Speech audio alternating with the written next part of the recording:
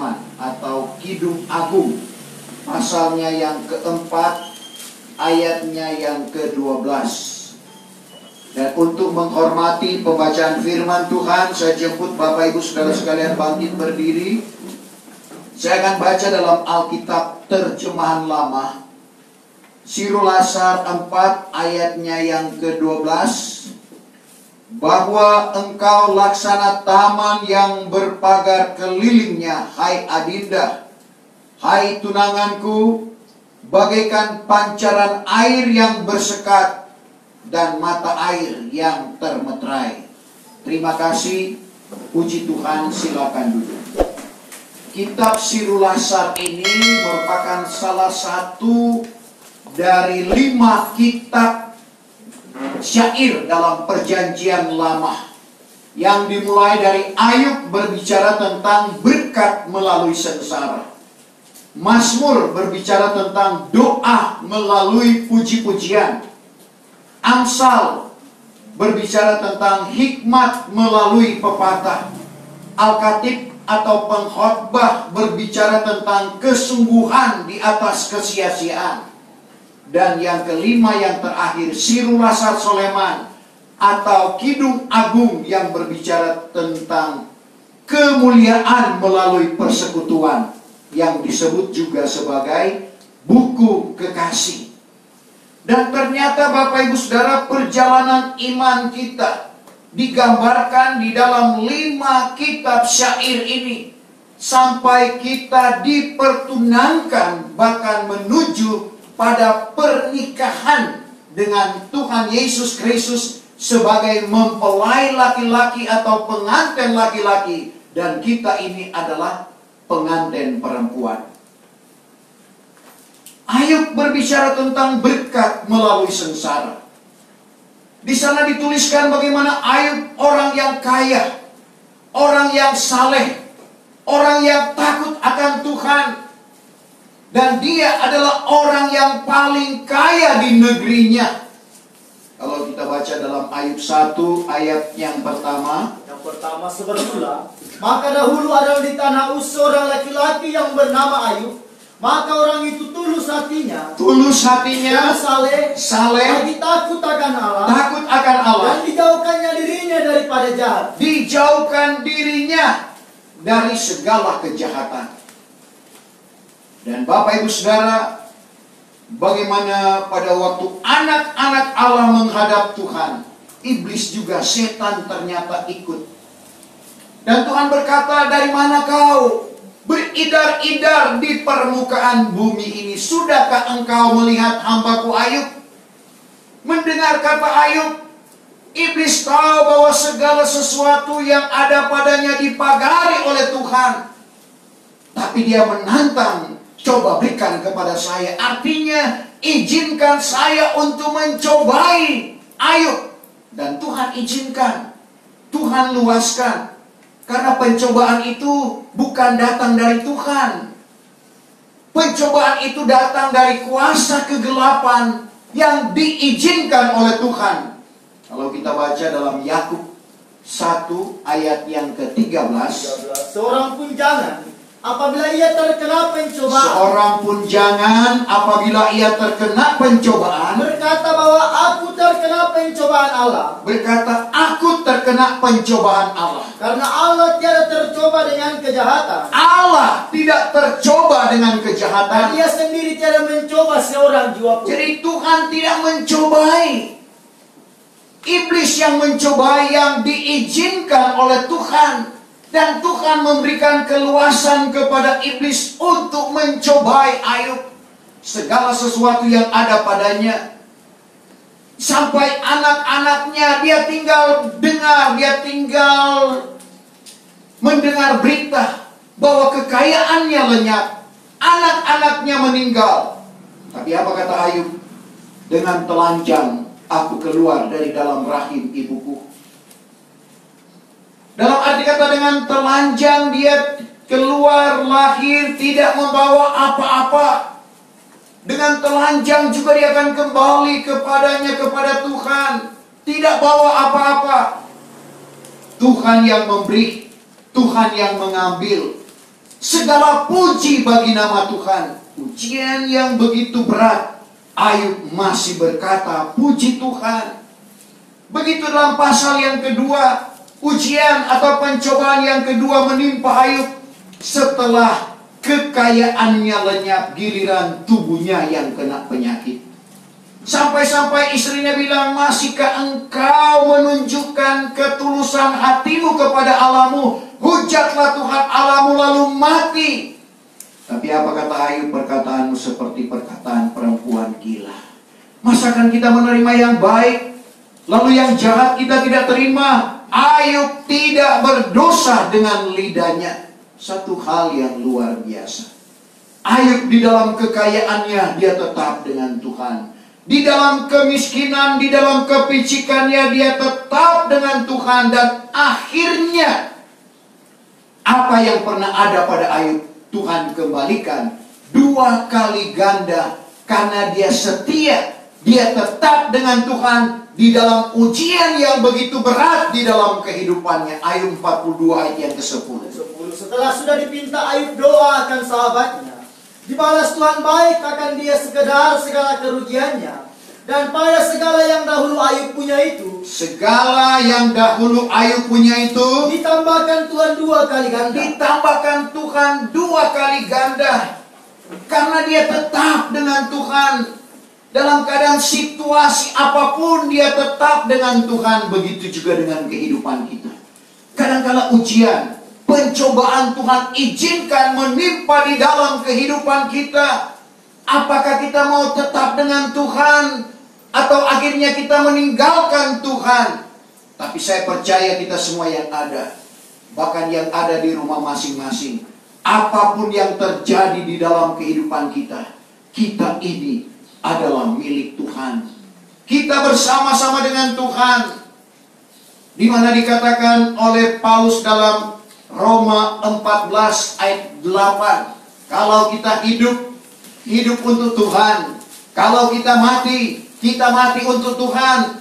Untuk itu kalau kita hidup atau mati sekalipun, kita ini milik Tuhan. Biarlah prinsip itu juga ada di dalam kehidupan kita, sehingga kita memuji, memuliakan, dan mengagungkan nama Tuhan.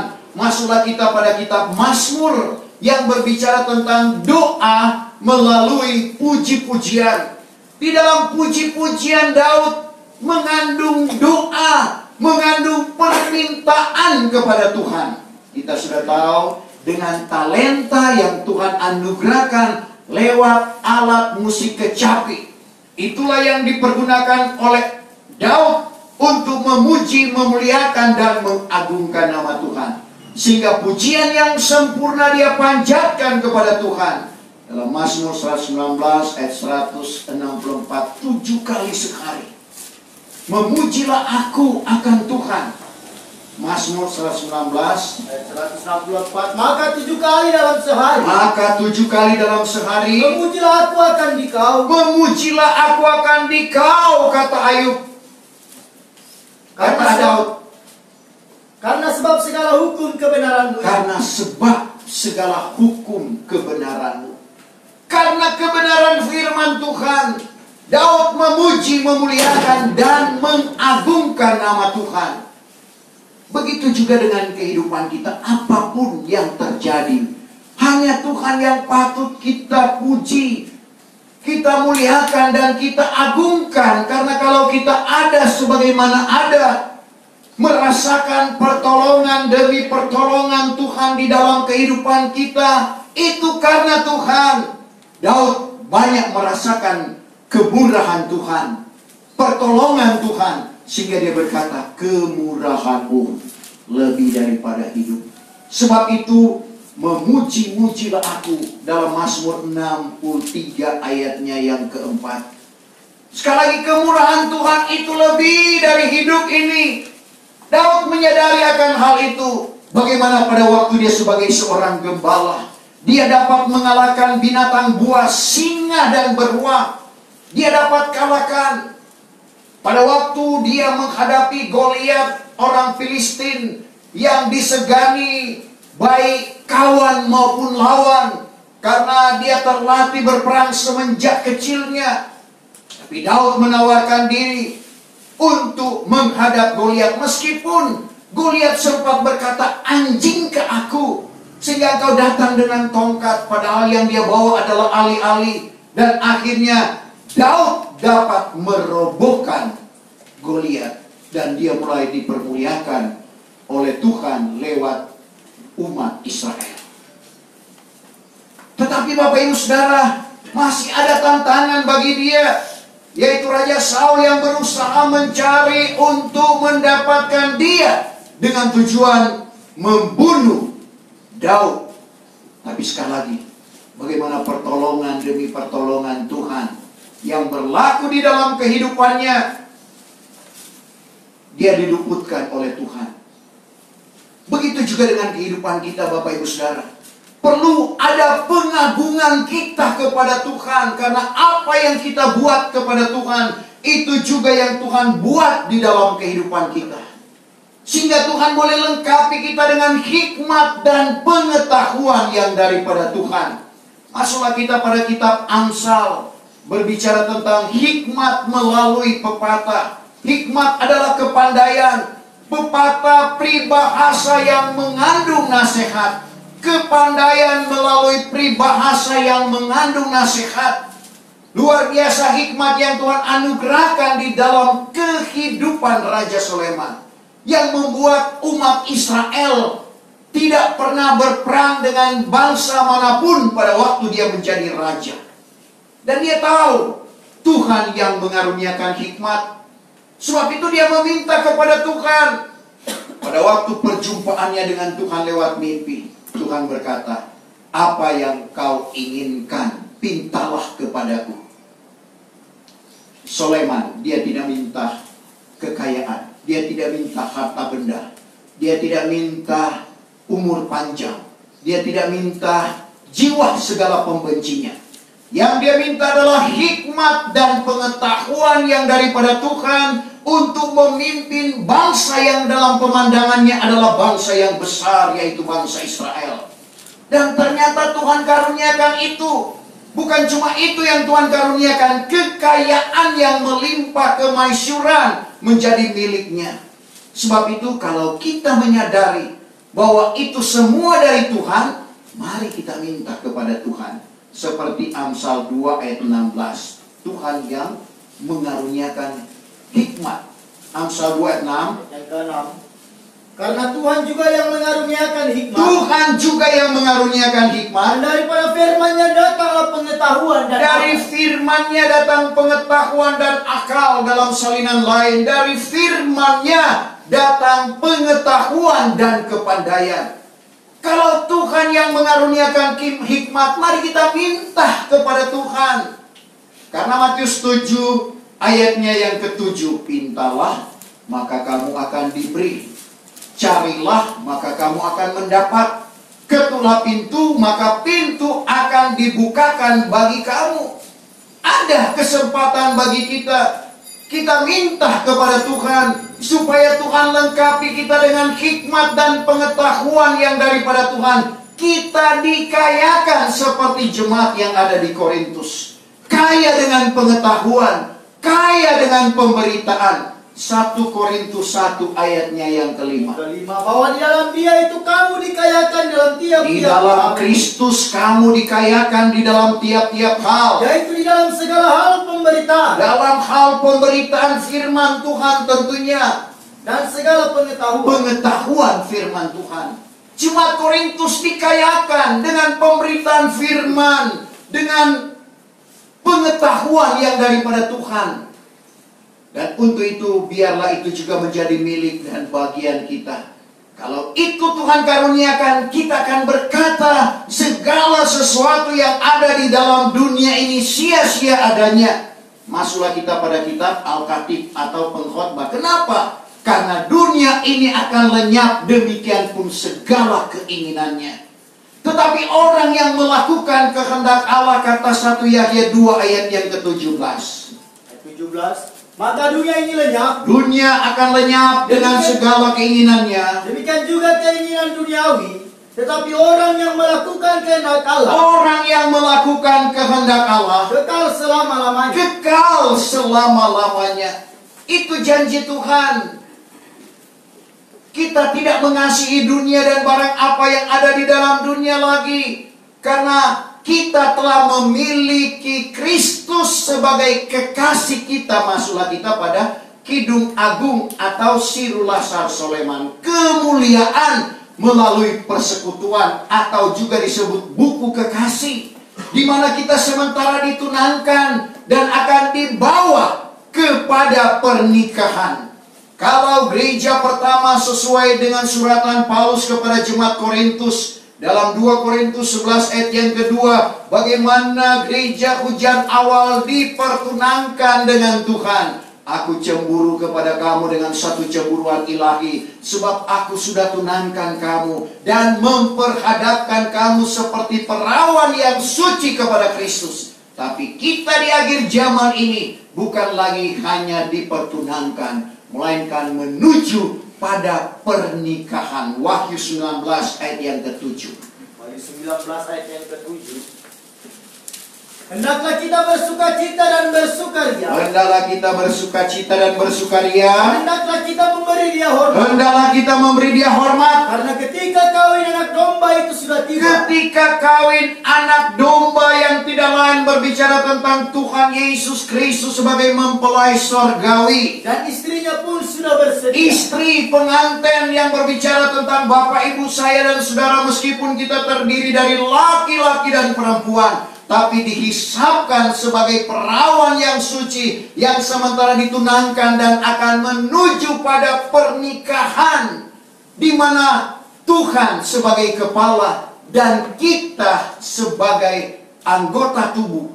Pernikahan artinya menyatunya kepala dan tubuh, dalam arti kata kita sama dengan Bapa di sorga. Bukan jadi Bapa di sorga, kita jadi sama dengan Tuhan Yesus Kristus. Tuhan Yesus berkata, Matius 5 ayat 48, hendaklah kamu sempurna seperti Bapa di sorga sempurna adanya. Paulus katakan dalam Efesus 4 ayat 13, di mana kita akan menuju pada persatuan iman, menjadi orang yang akil balik, artinya dewasa rohani, sehingga bertambah-tambah sempurna, sama dengan Kristus sempurna adanya. Sedangkan doa Tuhan Yesus dalam Yohanes 17 ayat 21, sebagaimana Bapa dan aku satu, Dia juga akan mempersatukan kita dengan Bapa dan Dia. Coba kita perhatikan Ayat 17, supaya semuanya, ayat 21, supaya semuanya jadi satu juga sama seperti Engkau dalam aku ya Bapa. Semua Bapak, Ibu, saya dan saudara akan menjadi satu dengan Bapa.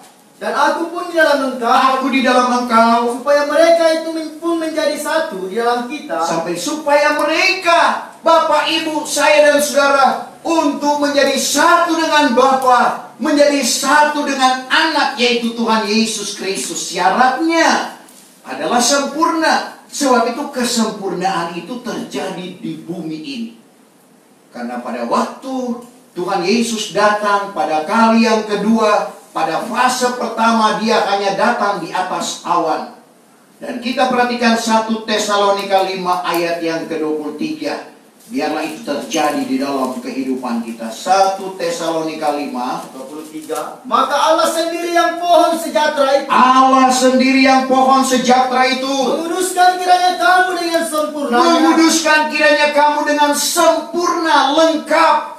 Dan segenap roh dan nyawa dan tubuh kamu terpelihara, dengan tiada bercacat celah, tidak bercacat celah, pada masa kedatangan Tuhan kita Yesus Kristus. Pada masa kedatangan Tuhan kita Yesus Kristus. Jadi kedatangan Tuhan pada kali pertama datang ke dalam dunia, mencari orang-orang yang berdosa, termasuk di dalamnya Bapak, Ibu, saya dan saudara. Tapi kedatangan pada kali yang kedua bukan lagi untuk orang-orang berdosa, tetapi orang-orang yang sudah disempurnakan roh, jiwa, dan tubuh.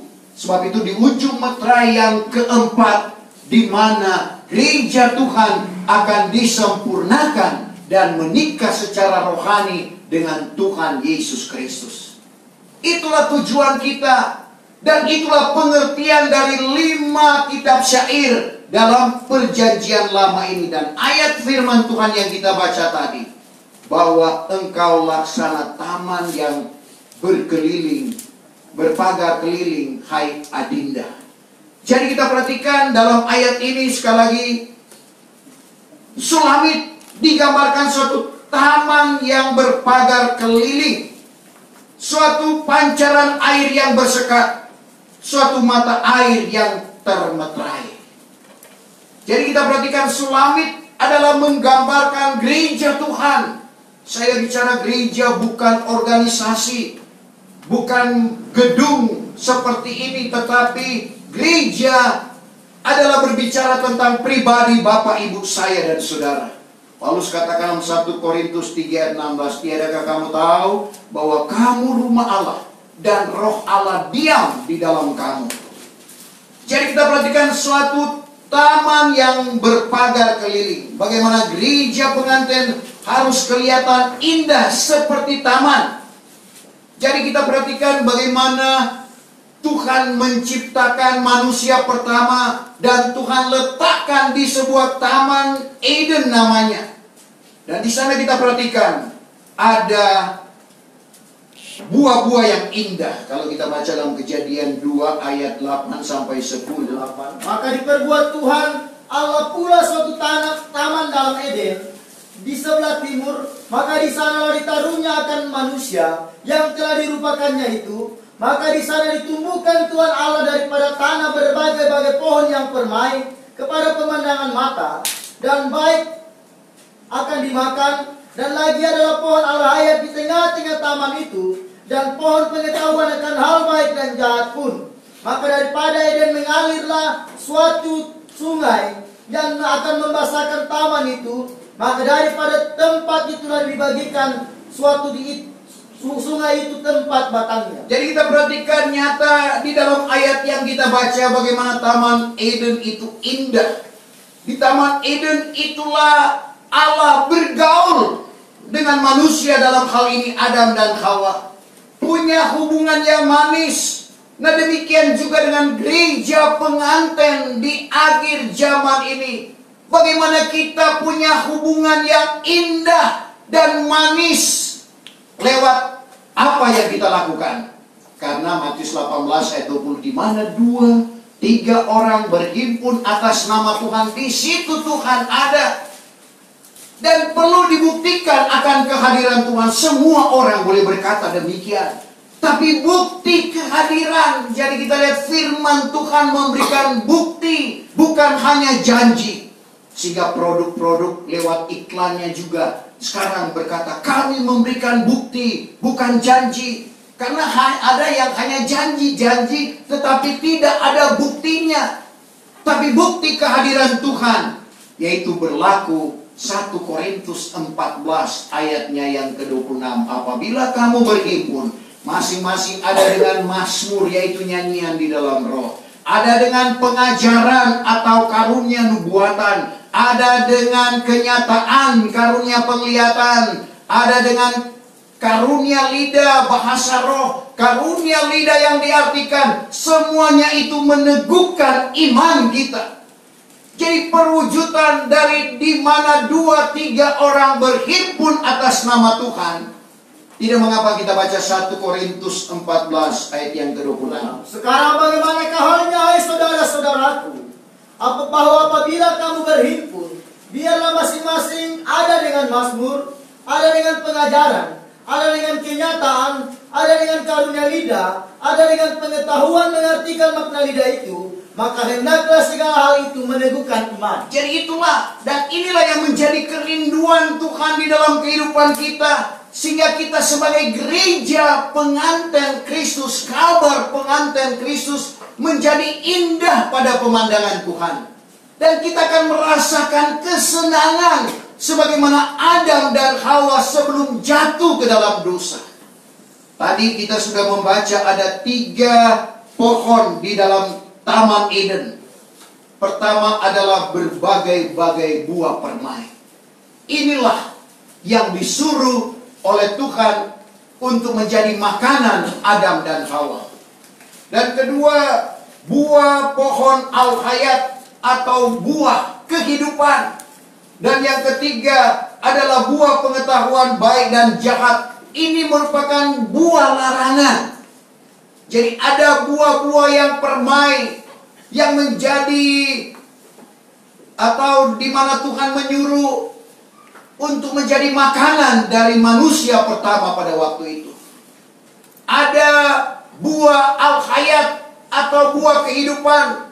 Ada buah pengetahuan baik dan jahat yang dilarang oleh Tuhan untuk dimakan. Tapi manusia pertama telah melakukan kesalahan, telah melakukan pelanggaran, sehingga mereka memakan buah yang dilarang oleh Tuhan. Resikonya mereka dikeluarkan dari Taman Eden. Saudara, taman kesenangan. Mereka dikeluarkan dari kesenangan hidup, lalu mereka diperhadapkan dengan penderitaan. Dosa membuat manusia menderita. Sebab itu pada waktu Tuhan menyuruh mereka keluar, menghalau mereka untuk keluar dari Taman Eden. Taman Eden itu dipagari oleh Tuhan supaya mereka tidak masuk kembali dan makan buah al-hayat, buah kehidupan. Karena kalau mereka makan itu berarti kekal dosanya. Sebab itu Tuhan menyuruh mereka untuk lari, pergi ke arah timur. Arah timur adalah tempat terbitnya matahari, di mana Tuhan kembali mereka untuk mencari kebenaran yang sesungguhnya, kebenaran Allah. Karena Mazmur 84 ayat yang ke-12. Karena Tuhan Allah bagaikan matahari dan perisai. Tuhan Allah bagaikan matahari dan perisai. Jadi Tuhan inginkan supaya mereka kembali kepada kebenaran Tuhan. Tuhan tidak inginkan mereka untuk kekal di dalam dosa. Dan kita perhatikan ketiga macam buah yang saya sebutkan tadi dalam Taman Eden. Ternyata kalau kita hubungkan dalam alat yang ada di kamar maha suci, yaitu peti perjanjian, buah-buah permai menunjuk pada tongkat Harun, yang menunjuk pada Roh Kudus atau Roh Tuhan. Buah pohon al-hayat menunjuk pada bokor berisi mana, berbicara firman Allah yang memberi hidup secara nyata dan menunjuk kepada Tuhan Yesus Kristus. Karena Yahya 1 ayat 1, pada mulanya adalah firman, firman itu bersama-sama dengan Allah, dan firman itu juga adalah Allah. Dan yang ketiga yaitu buah pohon pengetahuan baik dan jahat, itu buah larangan, menunjukkan kepada dua loh batu yang berisi 10 hukum yang terdiri dari perintah apa yang harus kita lakukan, larangan apa yang tidak boleh kita lakukan. Demikian juga dengan hukum Tuhan ini. Firman Tuhan ini sebenarnya hanya terdiri dari dua bagian. Perintah apa yang harus kita lakukan, larangan apa yang tidak boleh kita lakukan. Tapi manusia kita lihat condong kepada apa yang dilarang oleh Tuhan. Pertama Hawa, justru yang dilarang itulah yang dia lakukan, makan buah pengetahuan baik dan jahat. Istri Lut dilarang menoleh ke belakang. Ada perintah, lari keluarlah, jangan berhenti di padang, jangan menoleh ke belakang. Tapi apa yang terjadi? Kalau kita baca dalam Kejadian, di mana di sana ada perintah, ada larangan. Perintah, larangan, larangan, perintah. Coba kita baca. Kejadian 19 ayat 17. Ya. Hatta setelah sudah diantarnya akan mereka itu keluar, lalu katanya, lari lepaskanlah nyawamu. Pertama perintah, lari lepaskan nyawamu. Janganlah kamu menoleh ke belakang. Kedua larangan, jangan kamu menoleh ke belakang. Dan janganlah berhenti di seluruh padang ini. 3 larangan jangan berhenti di seluruh padang ini. Larilah kamu ke gunung. Sampai di 4, larilah kamu ke gunung. Diawali dengan perintah, di dalamnya ada larangan, diakhiri dengan perintah. Tapi istri Lut melanggar perintah Tuhan lewat melakukan yang dilarang. Jadi manusia kadangkala cenderung kepada apa yang dilarang oleh Tuhan. Karena kuasa kegelapan dengan berbagai cara. Saya masih ingat ada seorang anak Tuhan, anaknya hamba Tuhan maksud saya. Dia marah. Saudara, jadi dia masih kecil memang. Dia gertak saya lempar ini. Jadi dia pegang gelas. Dia ancam, saya mau lempar ini, saya mau banting ini. Saya bilang banting saja. Ternyata dia, kalau saya larang justru dia lakukan. Nah, di situ saya melihat bagaimana manusia kadangkala condong kepada apa yang dilarang. Kalau saya larang pasti dia banting itu. Nah, kita lihat manusia sekali lagi condong kepada apa yang dilarang. Tapi bagi kita, mari kita mau mengerti kehendak Tuhan. Jangan kita melakukan apa yang dilarang oleh Tuhan, melainkan sebaliknya kita melakukan apa yang diinginkan oleh Tuhan. Dan ternyata bagi kita yang hidup di akhir zaman ini, di mana kita perhatikan justru Tuhan meminta kita untuk mengeluarkan 3 macam buah. Jadi di Taman Eden ada 3 macam buah. Buah pengetahuan baik dan jahat, buah-buah permai, dan buah al-hayat. Tapi kita di akhir zaman ada 3 macam buah yang Tuhan tuntut untuk kita keluarkan. Yaitu pertama, buah pertobatan. Matius 3 ayat 8. Keluarkanlah olehmu buah-buah yang berpadan dengan tobat.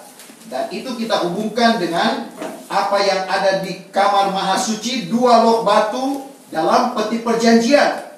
Baru buah-buah pelayanan, Yahya 15 ayatnya yang ke-16. Bukan kamu yang memilih aku, tetapi akulah yang memilih kamu, supaya kamu pergi mengeluarkan buah, dan apa yang kamu pohonkan kepada Bapa dengan namaku, Ia karuniakan kepadamu. Dan yang ketiga adalah buah-buah Roh Kudus. Buah-buah Roh Kudus ini selalu saya katakan itu adalah perbuatan ajaib. Buah roh tidak mampu kita keluarkan dengan kekuatan kita, tetapi lewat pertolongan Tuhan. Sebab itu dalam pelajaran 7 tingkat iman, tingkat yang ke-6 itu terdiri dari 3 bagian. Karunia roh, jawatan Tuhan, buah-buah roh. Tapi di situ Paulus tidak menulis buah-buah roh. Yang dia tulis adalah perbuatan ajaib. Kita baca 1 Korintus 12 ayat 4. Adalah berbagai-bagai karunia. Ada berbagai-bagai karunia Roh Kudus. Tetapi rohnya itu satu. Roh itu satu. Dan ada berbagai-bagai jawatan. Ada 5 jawatan Tuhan. Tetapi Tuhannya itu satu. Tuhan itu satu. Dan ada berbagai-bagai perbuatan ajaib. Ini ada 9 buah roh yang dikatakan oleh Paulus perbuatan yang ajaib. Tapi Allah itu juga yang mengerjakan segala hal itu di dalam sekalian. Allah yang mengerjakan itu di dalam sekaliannya. Jadi kita perhatikan Bapak Ibu Saudara, buah-buah roh adalah perbuatan ajaib. Tidak mampu kita keluarkan dengan kekuatan dan kemampuan kita sendiri. Berbeda dengan perbuatan baik. Semua orang, dia orang percaya kepada Tuhan, dia orang tidak percaya kepada Tuhan, mampu untuk berbuat baik. Tapi untuk mengeluarkan perbuatan ajaib, yaitu buah roh, harus ada Roh Kudus dulu. Yaitu yang dimulai dari baptisan roh, kepenuhan roh, baru karunia-karunia roh. Dan karunia-karunia roh ini akan menentukan kalau Tuhan izinkan kita masuk pada kegerakan rohani yang besar.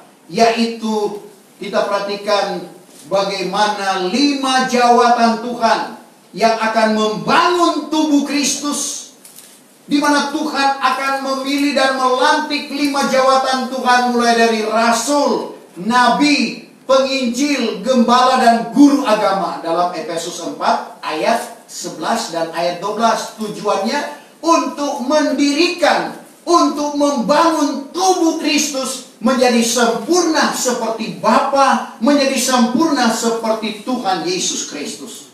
Nah, Bapak Ibu Saudara yang kekasih di dalam Tuhan Yesus Kristus, kembali ke ayat pokok tadi. Suatu tanaman yang berpagar keliling artinya taman yang dipagari, berguna untuk melindungi. Kalau taman tidak dipagari, mudah binatang atau siapapun merusak tanaman yang ada di taman itu. Tetapi kita perhatikan bahwa engkau laksana taman yang berpagar kelilingnya, hai Adinda. Jadi bagaimana kehidupan gereja pengantin dipagari oleh anugerah Roh Kudus. Karena apabila kita menerima Roh Kudus, itu merupakan kuasa yang melindungi kehidupan kita. Kisah 1 ayat yang ke-8. Kisah 1 ayat yang ke-8. Tetapi kamu akan beroleh kuasa kelak. Kamu akan beroleh kuasa kelak apabila Roh Kudus turun ke atas kamu. Sampai di situ. Apabila Roh Kudus turun ke atas kamu, kita akan menerima kuasa yang dapat melindungi kehidupan kita. Kalau Daud dia berkata dalam Mazmur 34 ayat 8, bagaimana malaikat Tuhan disuruh untuk berpasukan mengelilingi kehidupan kita. Yang ke-8, bahwa malaikat Tuhan berpasukan mengelilingi segala orang yang takut akan Dia, dan dipeliharakannya mereka. Dipeliharakannya mereka itu. Kalau salinan lain berkemah. Repotnya itu kalau kita jalan bagaimana dia. Tapi kalau ini lebih jelas, malaikat Tuhan berpasukan mengelilingi. Jadi kita selalu dipagari oleh malaikat. Berarti kalau kita terantuk, malaikat tidak ada bersama-sama dengan kita, diizinkan oleh Tuhan sekali lagi. Jadi kita tidak perlu takut menghadapi hidup ini, bahwa Tuhan mengutus malaikat untuk senantiasa mengelilingi kehidupan kita. Seperti juga yang dikatakan dalam Sakaria pasalnya yang kedua ayatnya yang ke-5. Sakaria 2 ayatnya yang ke-5. Dan aku jadi baginya akan pagar api berkeliling. Jadi Tuhan, huruf besar, dikatakan di sini bahwa aku jadi baginya akan pagar api berkeliling. Demikianlah firman Tuhan, dan di tengah-tengahnya aku jadi akan kemuliaan. Jadi tengah-tengahnya Tuhan yang menjadi atau dipermuliakan. Tuhan yang memagari kehidupan kita, Bapak Ibu Saudara. Tidak perlu kita takut. Tapi kadang-kala Tuhan izinkan pencobaan seperti tadi Ayub. Tuhan izinkan.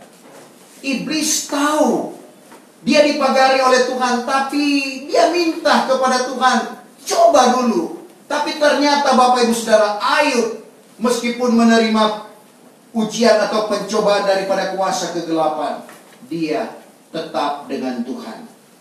Selanjutnya dikatakan bagaikan pancaran air yang bersekat.